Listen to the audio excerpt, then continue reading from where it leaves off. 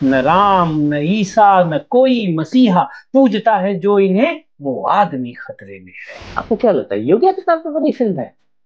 ये मुख्यमंत्री पर बनी फिल्म। राजा किसी दौर का नहीं चाहता कि उस दौर की प्रजा मजबूत हो। सिनेमा पे सियासत का सीधा असर पड़ता है। गांधी का युग राजनीति में त्याग का युग है। आज हमारी राजनीति के जितने हमारे साथी हैं, कोई अपने से गरीब को देखता है क्या? रोने वालों से कहो उनका भी रोना रो ले, जिनको मजबूरी हयात ने रोने न दिया। आप कहते थे ना, आप किसी बात ने रोने नहीं दिया। हमें तो कभी कभी लगता है कि जो ये सरकार चल रही है, ये पंडित दीनदयाल जी के एकात्म मार्गदर्शन पर नहीं चल रही। इसमें अटल जी का राष्ट्रवाद भी कहीं मायने नहीं रखता। ये तो चारवाक रीत पे चल रही है। कश्मीर फाइल्स, केरल फाइल्स, आप इन दो, अभी बंगाल फाइल्स, आप इन तीनों में एक चीज देखिए, तीनों में नफरत फैलाया गया है। नमस्कार साथियों, ब्रेकिंग ट्यूब में आपका स्वागत है। मैं हूं अवनीश विद्यार्थी। आज हम बात कर रहे हैं सिनेमा और राजनीति की। सब जानते हैं कि सिनेमा और राजनीति समाज का एक सशक्त आईना है। समय समय पर राजनीति के माध्यम से देश में सत्ता का खेल होता है, समाज में सत्ता का खेल होता है, और सिनेमा के माध्यम से समाज के उस दृश्य को सामने रखने की कोशिश होती है जो शायद कभी आपकी कल्पनाओं में हो, कभी आपकी सत्यता में हो, कभी जमीनी हकीकत हो। लेकिन कई बार ऐसा भी होता है कि सत्ता सिनेमा को अपना हथियार बना लेती है। इन तमाम मुद्दों पर बातचीत करने के लिए हमारे साथ समाजवादी चिंतक और बेहतरीन लेखक दीपक मिश्र मौजूद हैं। दीपक जी, स्वागत है आपका ब्रेकिंग ट्यूब में। धन्यवाद। जो विषय हम लोगों ने चुना, चूंकि आपका लेख आया था ये सिनेमा और राजनीति को लेकर के, और खासतौर पर समाजवादी आंदोलन को लेकर के आपकी काफी ज्यादा आपका अनुभव रहा है, लेखन रहा है। हम लोग ये समझना चाहेंगे, हमारे दर्शक ये समझना चाहेंगे कि सिनेमा और राजनीति की शुरुआत, तो खासतौर पर अगर हम भारत की बात करें तो किस दौर से होती है? क्योंकि हमने तो जब जब देखा है तब तब एक कैरेक्टर राजनीति का सिनेमा के अंदर दिखा है, और सिनेमा का एक कैरेक्टर राजनीति के अंदर दिखा है। आप इसीलिए देखिए, राजनीति के नायक को नेता कहते हैं और सिनेमा के नायक को अभिनेता कहते हैं। ये एक मणिकांचन संयोग है। जैसे किसी भी दौर का आप सिनेमा उठाइए, आप उस दौर के साहित्य से अलग नहीं कर सकते, और किसी भी दौर के साहित्य को उठाइए तो उस दौर के सियासत से अलग नहीं कर सकते। ये सब तो समाज का ही चित्रण करते हैं। तो साहित्य की तरह सिनेमा भी समाज का दर्पण है। वह समाज की विकृतियों, विडंबनाओं, वैरूप्य को दर्शाता है। और क्योंकि सिनेमा से थोड़ा बहुत मैं जुड़ा भी हूं, तो मुझे लगता है कि यह भी समाज की वैसे ही एक विधा है जिसमें दृश्य भी है और श्रव्य भी है। जैसे सियासत है, जैसे साहित्य है, जैसे संगीत है, ये सब इसी धरती को बेहतर बनाने की विधाएं हैं। अब जहां तक सिनेमा और साहित्य का जो संबंध है, दोनों का नाभिनाल का संबंध है। भारत के जितने भी बड़े राजनीतिक किरदार हुए हैं, बड़े माने बड़े, महान, जिनके लिए आप सर्वकालीन महान शब्द का प्रयोग करें, जिन्हें आप समय में भी नहीं बांध सकते, सब कहीं ना कहीं सिनेमाई सरोकार के रहे हैं। जैसे हिंदुस्तान सोशलिस्ट रिपब्लिकन आर्मी के नायक भगत सिंह की बात। भगत सिंह खूब सिनेमा देखते थे। शिव वर्मा जी की किताब पढ़िए, जो उनके साथी हैं, वो लिखते हैं कि ऐसे ही हम क्रांतिकारियों में बात चल रही थी तो ये हुआ कि भगत सिंह अंग्रेजों द्वारा कैसे पकड़े जाएंगे। तो किसी ने कहा, अच्छा, इसकी भी कल्पना हो रही थी, कैसे पकड़े जाएंगे? कैसे पकड़े जाएंगे? तो कहा कि ये सिनेमा देख रहे होंगे और पकड़ में आ जाएंगे।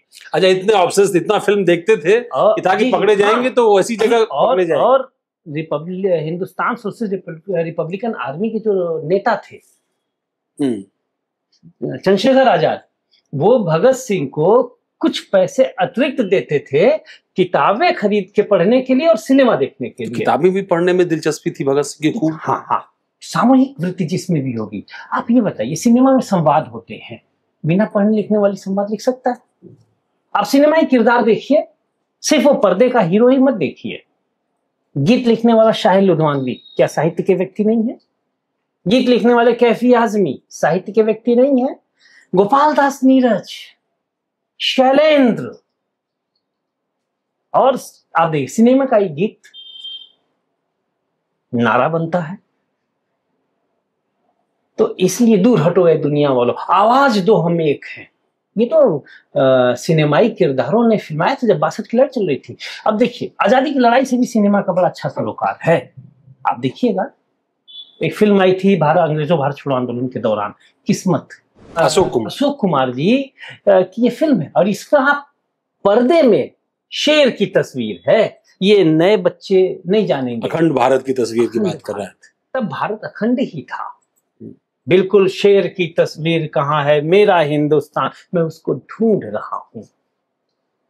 तो पर्दा पे शेर की तस्वीर खुलता है और गाना पीछे से क्या बजता है, दूर हटो ए दुनिया वालों, हिंदुस्तान हमारा है। कब? आजादी की लड़ाई। डॉक्टर लोहिया का भारतीय राजनीति पर प्रभाव से तो कोई इंकार कर नहीं सकता। शायद गांधी के बाद वैचारिक रूप से सबसे ज्यादा देश के राजनीतिक लोकमानस को किसी ने छुआ है तो वो डॉक्टर लोहिया हैं। तो डॉक्टर लोहिया तो बाकायदे बैठ के फिल्म बनवाते थे।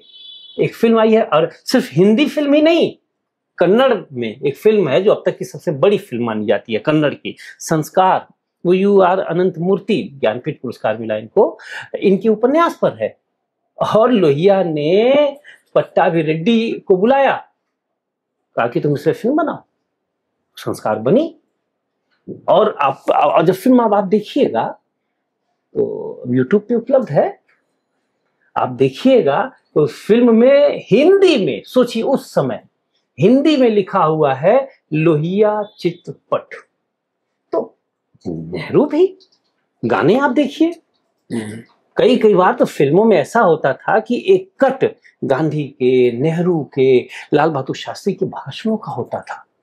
आप एक फिल्म आई थी सात हिंदुस्तानी, यह लोहिया के गोवा आंदोलन की ही कथानक पर आधारित है, और इसमें बाकायदे मतलब कथानक के इतर कुछ प्रसंग जोड़े जाते हैं सिनेमा में। पर एक चीज, तो सिनेमा का प्रसंग क्या है, एक व्यक्ति जो डॉक्टर लोहिया जैसा चश्मा पहना है, वैसे ही सदरी पहना है, काला चश्मा, और बैठकर हिंदी आंदोलन की बात कर, हम लोग हिंदी पखवाड़े के दौरान ये संवाद कर रहे हैं, कि पूछता है कि हिंदी आंदोलन कहाँ चल रहा है, क्या चल रहा है, हमारी हिंदी सेना क्या कर रही है। और हिंदी सेना ये तो फिल्मी कल्पना है, लेकिन हकीकत में लोहिया ने जब आजादी की लड़ाई हम जीते और हम आजाद हो रहे थे, तो एक गण सेना बनाया था जो हिंदू मुस्लिम एकता को एक करता था, को बढ़ावा देने के लिए।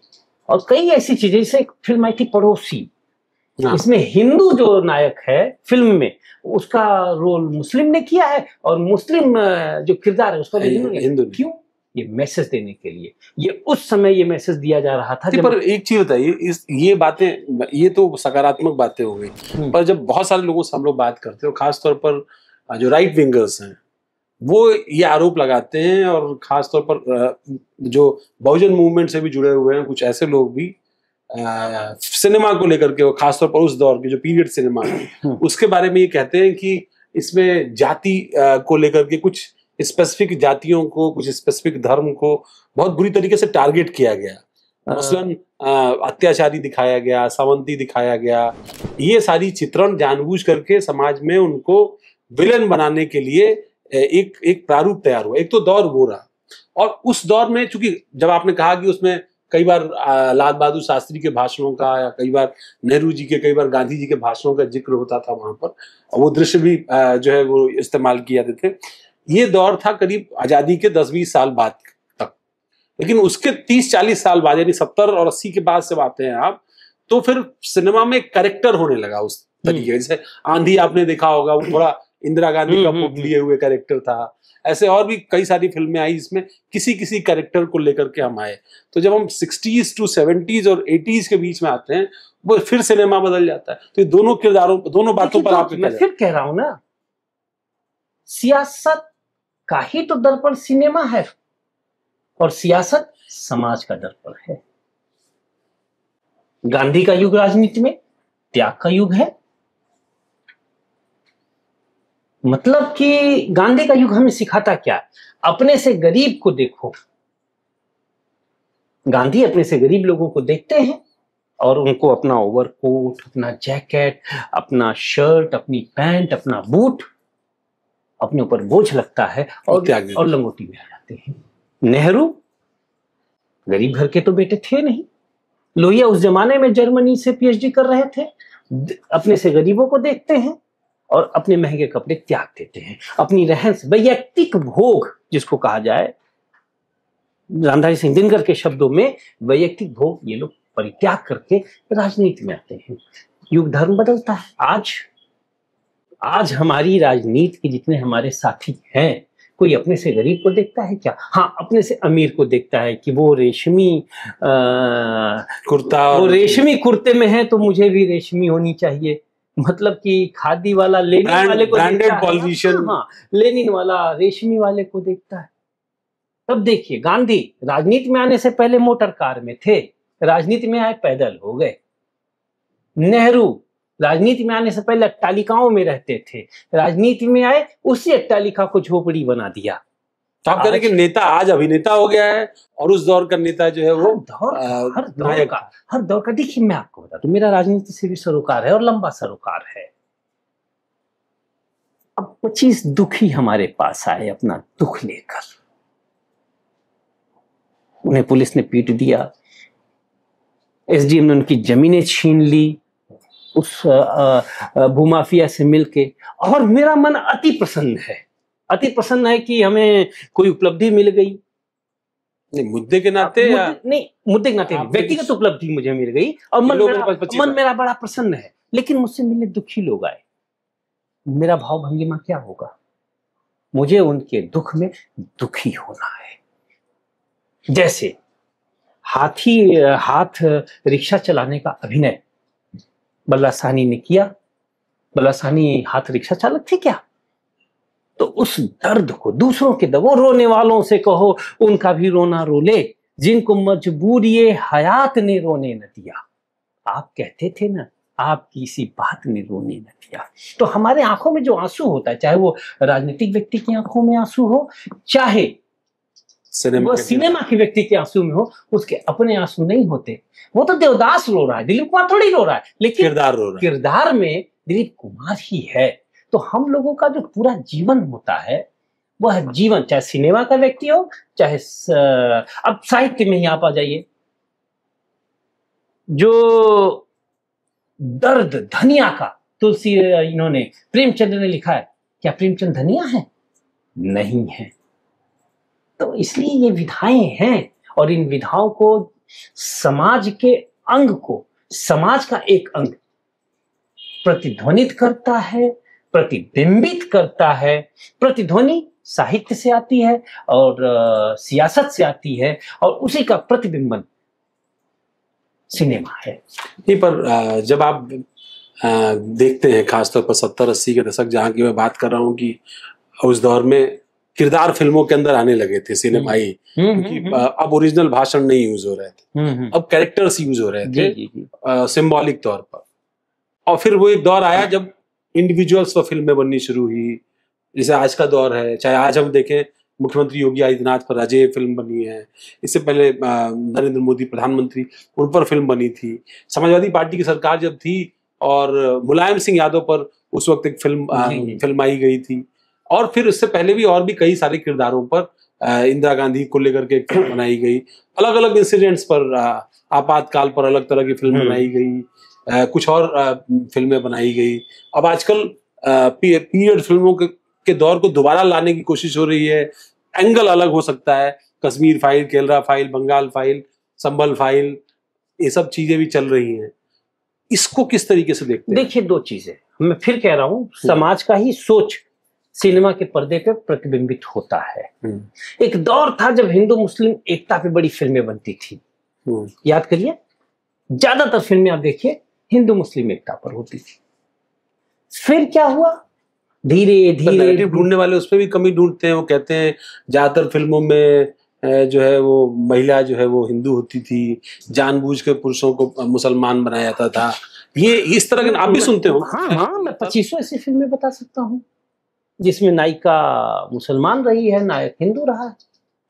तो ये सेलेक्टिव कोटिंग है। ऐसा है, देखिए, एक है ना, यश भावना यादृशी सिद्धिर भवति तादृशी।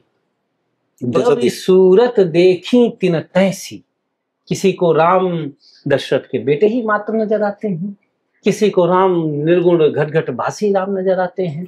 कबीर का राम है, तुलसी का राम है। हमारा राम मंदिरों और अट्टालिकाओं से दूर गरीबों में है, जो गरीबों को मजबूत कर रहा है, आत्मबल दे रहा है। हमारे कुछ साथियों का राम ऊंची अट्टालिकाओं में ही नजर आता है। तो वो कहते हैं हम दृष्टि दोष के शिकार हैं, हम कहते हैं वो दृष्टि दोष का है, लेकिन वादे जाते तत्वबोधक। तो फिर मैं कह रहा हूँ, सिनेमा पे सियासत का सीधा असर पड़ता है, सीधा असर। जैसे अभी जिस आप फिल्म आप बात की, योगी मुख्यमंत्री योगी आदित्यनाथ पर जो बनी, आपको क्या लगता है योगी आदित्यनाथ पर बनी फिल्म है? ये मुख्यमंत्री पर बनी फिल्म है। इस पूरी फिल्म में कहीं भी हिंदुत्व के आदर्श पक्ष का चित्रण ही नहीं है। इस पूरी फिल्म में कहीं एकात्म मानव दर्शन, जिस पार्टी के वो मुख्यमंत्री हैं, उसका कहीं वर्णन नहीं है। नाथ संप्रदाय की जो उदात्त परंपराएं रही हैं, उनका कहीं उल्लेख नहीं है। ये तो सिर्फ और सिर्फ मुख्यमंत्री को महिमा मंडित करने के लिए फिल्म है। देखिए, हर विधा का इस्तेमाल, जैसे तलवार धनुष मान ले लीजिए, ये तो हर दौर में हुआ है। मुलायम सिंह यादव का समाजवादी पार्टी की सरकार के समय हर दौर। देखिए, दो चीजें हैं। इसी तरीके से नरेंद्र मोदी पर भी फिल्म बनी। अच्छा, ये बताइए, नरेंद्र मोदी जी पे फिल्म उनके प्रधानमंत्री बनने से पहले क्यों नहीं बनी?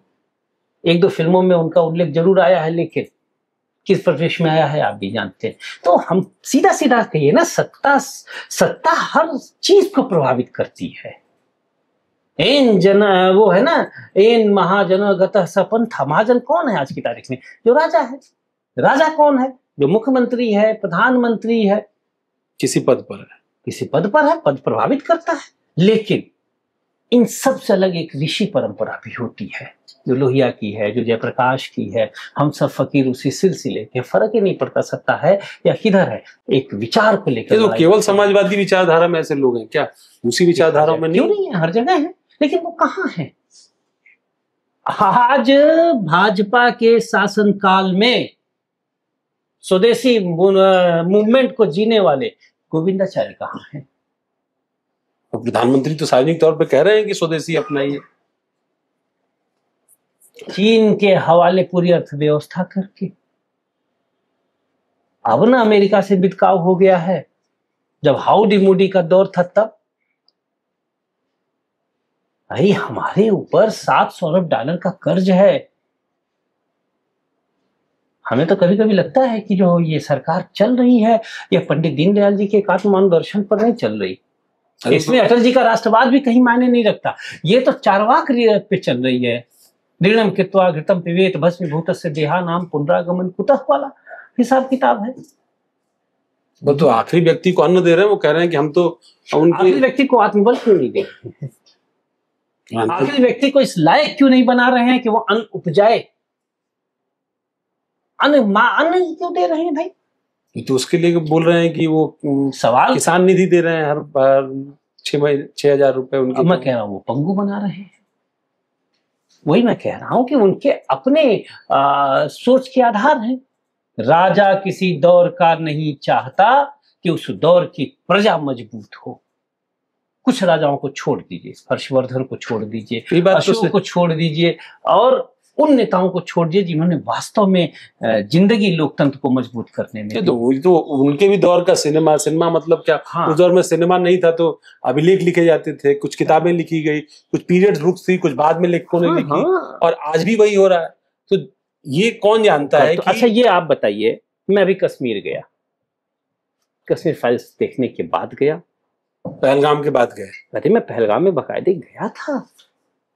पहलगाम में मैं उस गांव पहलगाम में जो शहीद हुए हैं उसके पिता से मिला हूं। मैंने पैर छुए। भाई देखिए, स्वीकार करने में कोई हिचक नहीं है, मैं उच्च कुलस्थ ब्राह्मण हूं, विचार से समाजवादी हूं, स्वभाव से ब्राह्मण किसी के पैर नहीं छूटा। पूरे राजनीतिक जीवन में मेरी एक तस्वीर आप दिखा दीजिए जिसमें मैं किसी के पैर छू रहा हूं, कोई नहीं होगी। बड़े से बड़े नेताओं के संगत में रहा, श्रद्धेय जनेश्वर जी, रवि राय, जॉर्ज फर्नांडिस, एक से एक बड़े नेता, पैर छूते हुए किसी के साथ तस्वीर नहीं होगी। मैंने एक मुसलमान शहीद के पिता के पैर छुए ऑन कैमरा, ऑन रिकॉर्ड। जिन्होंने मदद की थी। मदद नहीं की, मदद की वालों से तो मिला ही मिला, उस शहीद के पिता से जो कह रहा है आतंकवादियों से कि इन्हें मत मारो, इनसे हमारी रोजी चलती है, ये हमारे मेहमान हैं। सीना तान के खड़ा था एक मुसलमान, हिंदुओं को बचाने के लिए कुर्बानी दे रही थी। ये हिंदुस्तान है। वो हिंदुस्तान क्या है? हिंदुस्तान वो है जिसमें एक अशफाक। तो वे सिनेमा ये क्यों नहीं दिखा पा रहा है? सिनेमा तो दिखाता है, सिनेमा ये भी दिखाता है, लेकिन अब कुछ लोगों को नफरत फैलाने में ही उनकी सियासत की जो रोटी है पकती है, तो वो नफरत दिखाते हैं।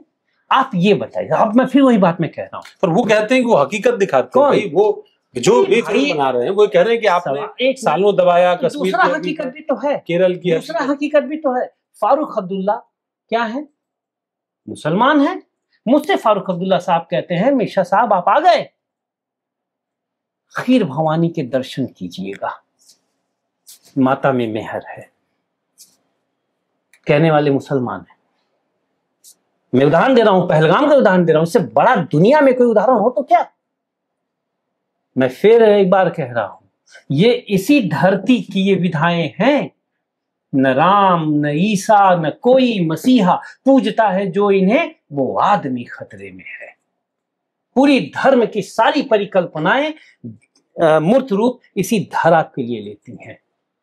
राम ईश्वर थे तो इसी धरती को बेहतर बनाने के लिए। पर आरोप तो सिनेमा पर भी, साहित्य पर भी, लेखन पर भी लगता रहा है कि आप दरबारी कवि हो जाते हैं, दरबारी सिनेमाई हो जाते हैं।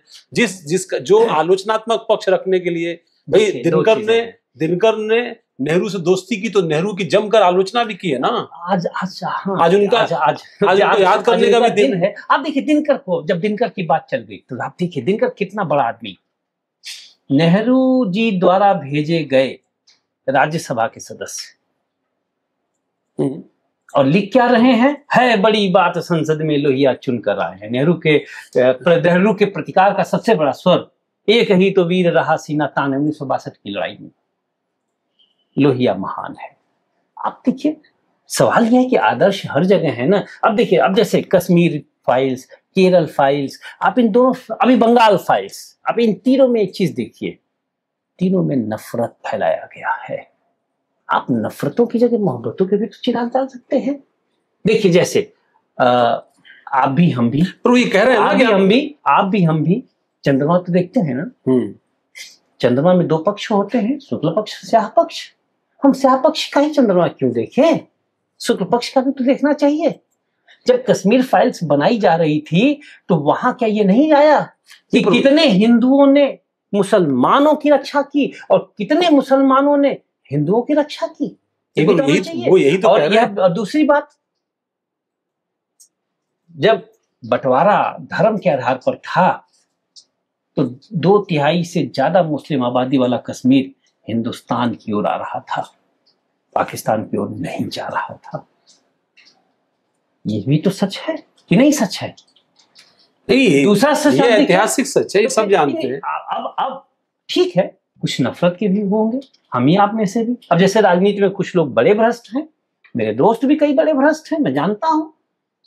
हम लोगों ने साथ सियासत शुरू की थी, बेचारों के पास साइकिल भी नहीं थी, आज कारों की कतारों से निकलते हैं। तो क्या पूरी सियासत भ्रष्ट हो गई? नहीं, ये सियासत गांधी की है, लोहिया की है, जेपी की है। क्या वो इनसे बड़े हो गए?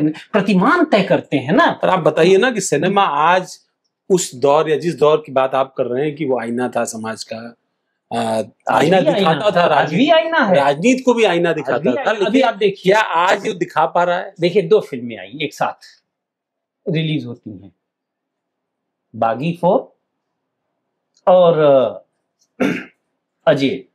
अजय किस पर है? यहाँ के मुख्यमंत्री पर है। दोनों फिल्मों का बॉक्स ऑफिस कलेक्शन देख लीजिए। नहीं, बॉक्स ऑफिस कलेक्शन खड़ी नहीं होती है। बॉक्स ऑफिस कलेक्शन क्यों? आपकी बात से मैं सहमत हूं। पूछे क्यों? यानी कि नफरत की सियासत और सोच को जनता ने नकार दिया। तो बागी 4 में जो सोच है उसको क्या पब्लिक ने एक्सेप्ट कर लिया? भी नहीं, इनको ज्यादा न करा ना। नहीं, तो ये तो एंटरटेनमें है। नहीं भाई, जो योगी आदित्यनाथ, मेरी बात समझिए, एक मेरा तर्क समझिए। योगी आदित्यनाथ की सियासत को, मान लीजिए मैं ही हूँ, हो सकता है मैंने फिल्म नहीं देखी हो, ठीक है, लेकिन योगी आदित्यनाथ की सियासत को मैं भी राइट फ्रॉम बिगनिंग, मतलब गोरखपुर से जब से उनकी सियासत शुरू हुई है तब से मैं भी उनको वॉच कर रहा हूँ। आप भी देख रहे हैं, गोरखपुर से आप भी जुड़े हुए हैं, आप भी लगातार देख रहे हैं। तो जिसको, हाँ बिल्कुल, तो जिसको हम लोग इतनी गहराई से देख रहे हैं, साक्षात जब देख रहे हैं, और अक्सर जब साक्षात किरदार बड़ा होता है तो उस पर लिखी जा रही किताबें या लिखे जा रहे उसके जीते जी लिखी जाती वाली किताबें या सिनेमा या सीरियल कभी सक्सेसफुल नहीं हुए। और उदाहरण देखिए ना, नरेंद्र मोदी की एक्सेप्टेंस को क्या आप इनकार कर देंगे? नरेंद्र मोदी की भारत में जो भी उनका पिछले 15 सालों में एक्सेप्टेंस है, आप उसे इनकार तो नहीं कर सकते। देखिए दो चीजें, लेकिन उन पर बनी फिल्म सुपर फ्लॉप हुई। सिनेमा मुलायम सिंह यादव पर बनी फिल्म तो 4 जिलों में 4 थिएटर में नहीं चल पाई। उसकी वजह मुलायम सिंह थोड़ा थे। सिनेमा उनके निधन पर कितने लोग आए, ये भी तो सबको देखना पड़ेगा ना। दो चीजें हैं। पहली बात, आपकी बातें से मैं सहमत हूं, आपकी बात से मैं पूरी तरीके से सहमत हूं, लेकिन दुनिया को बदलने का तस्लीम तेरा दावा, हम आज भी कहते हैं ये दुनिया वही दुनिया है। जैसे आपने मोदी जी के फिल्म की बात की, मोदी जी को जितने लोग वोट देते हैं उतने लोग मोदी जी को वोट नहीं देते, उससे ज्यादा लोग नहीं देते हैं। 60% और लोगों ने नकार दिया ना। लेकिन आप बहुमत, भाई राजनीति में जो परंपरा, कभी हमारा डेमोक्रेटिक सिस्टम जो बना उसकी बात होगी। देखिए राजनीति क्या है, द्वैरथ युद्ध है। द्वैरथ युद्ध में एक पक्ष हारता है, दूसरा जीतता है। जैसे अभी 25 सितंबर को पंडित दीनदयाल जी की जयंती है।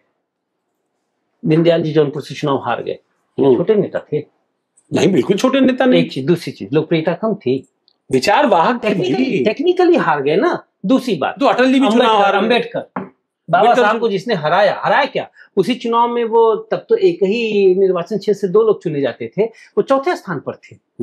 पहले भी नहीं, दूसरे भी नहीं, तीसरे भी नहीं, चौथे स्थान पे थे। इसलिए देखिए कभी कभी क्या होता है कि जो सेट मानदंड है वो टूट जाता है।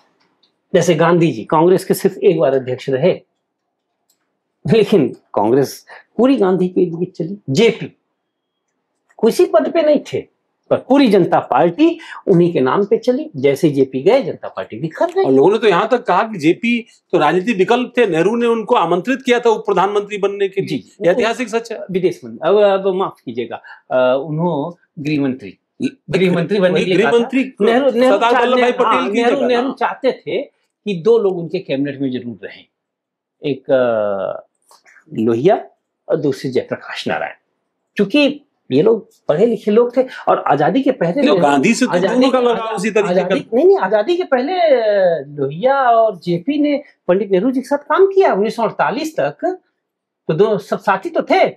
तो एक बार एक कृष्ण मेनन है, 2 मेनन मार्गी से सुना होगा, रक्षा मंत्री थे। तो ये दोनों लोग फुल्की उल्की खाते हुए, वही जो रीगल सिनेमा नहीं है,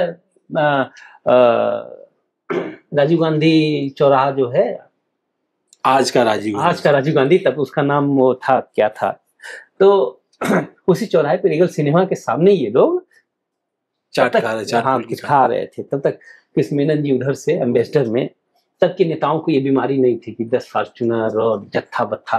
अब तो देखा कि तो लोहिया और जयप्रकाश है, रोके, तुम लोग को तो पंडित जी ढूंढ रहे हैं। पंडित जी माने नेहरू, पंडित नेहरू।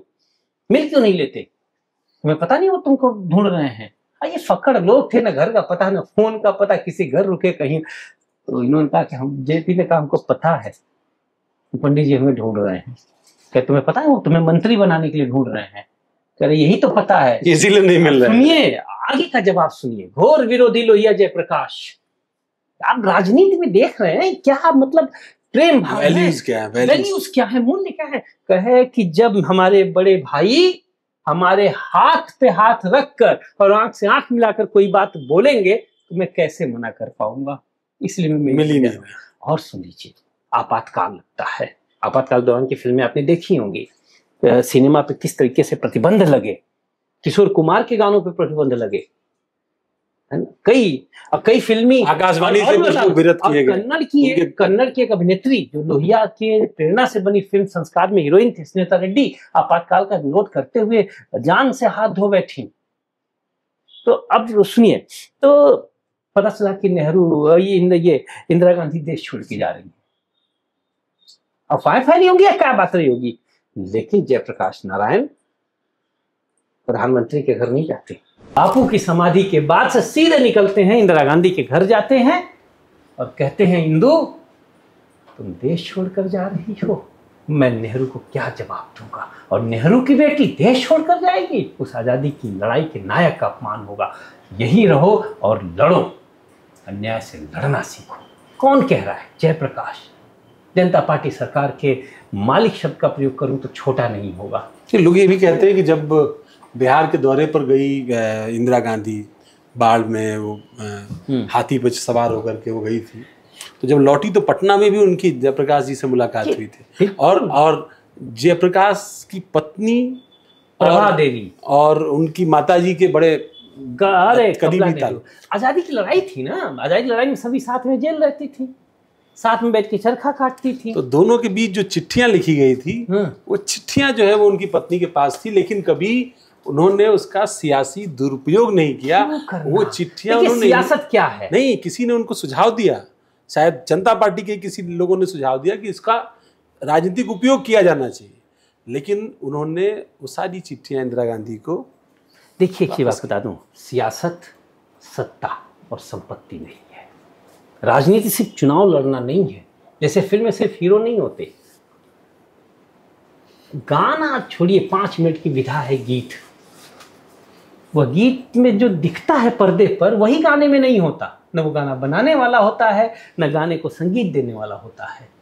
तो वो अंतर जाइए ना, वो जो सागर से चुराता है उसे भी देखो, सिर्फ तुम देख सके मेघों का दानी होना।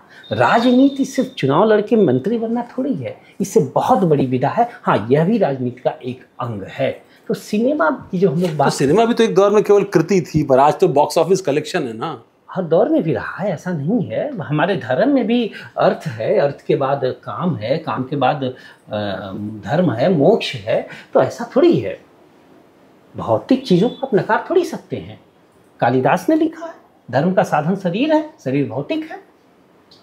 तो लेकिन सामंजस्य होना चाहिए। अभी एक आखिरी टिप्पणी आज के एपिसोड पर, खासतौर पर जो सिनेमा को लेकर के हम लोग बातचीत कर रहे थे, तो अब बातचीत हम रैप अप करते हैं। किसी और मुद्दे पर आपके साथ फिर जुड़ेंगे हम लोग।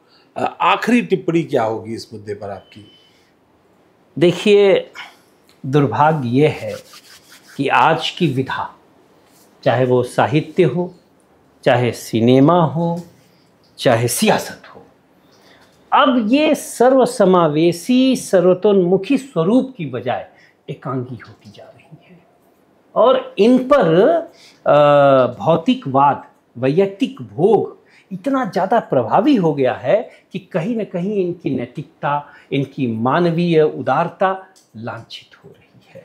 और इससे बचाने की जिम्मेदारी हम सभी को है। हम चाहे राजनीति में हो, चाहे सिनेमा से जुड़े हों, चाहे साहित्य से जुड़े हों, हमें एक कुछ पल अपने साथ बिताकर ये सोचना होगा कि हम अपने समाज के लिए क्या कर रहे हैं। जैसे आज सिनेमा में कोई बल्ला शाहनी, कोई साहिल लुधिमानवी, कोई शैलेंद्र क्यों नहीं आता?